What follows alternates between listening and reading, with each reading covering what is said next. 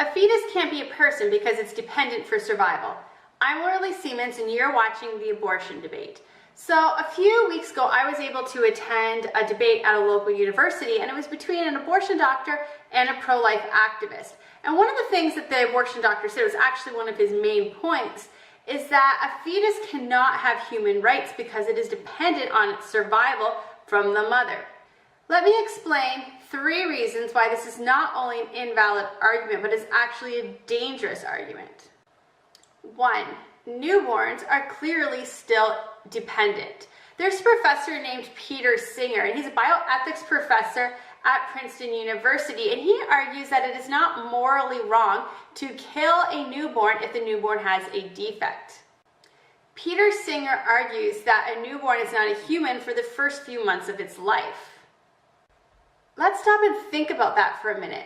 Peter Singer is a bioethics professor at Princeton University, and he's teaching his students that it is okay, morally acceptable to kill newborns because they are not considered humans yet or people yet. It is this argument of independency and dependency that is putting our newborn babies at risk. And really we need to ask ourselves, at what point does a child become dependent? At what point are we going to give them dependency according to Peter Singer? Second, the elderly are dependent. Recently I saw a video, it came across my Facebook feed. Stop. Stop. Stop. Enough. Enough. Good joy is up here. Hello, how you doing? Watching that video makes me so angry, and it should make you angry as well. Just because the elderly are now dependent on family or staff at a nursing home does not mean that they lose their legal personhood rights. 3. Those with injuries or with debilitating diseases.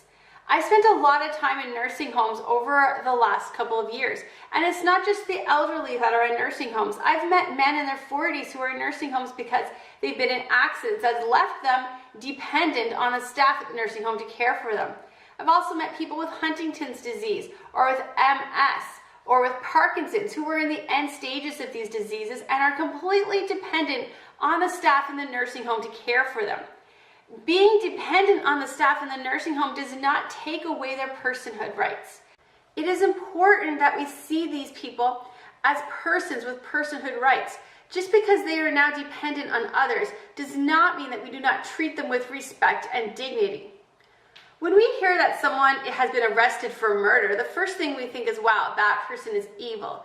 But when we hear that someone has been arrested for murdering a baby or an elderly person or someone with a debilitating disease, we say, whoa, that person is a monster. When we see someone who is dependent on others for life and for survival, we see these people as vulnerable. And we see that these people need extra protection and not less protection. In fact, those who work with people that we consider vulnerable, they have to go through a whole extra police check. We call it the vulnerable sector search. That's because it's really important that those who are dependent on other people are protected. The argument that a fetus is not a human and does not have personhood rights because it is dependent is not just invalid for the fetus. It's an argument that is dangerous. It's dangerous for babies, for newborns, for children. It's dangerous for the elderly. It's dangerous for those who have debilitating diseases or injuries. This is just a dangerous argument. I'm Lily Siemens, and you're watching the abortion debate.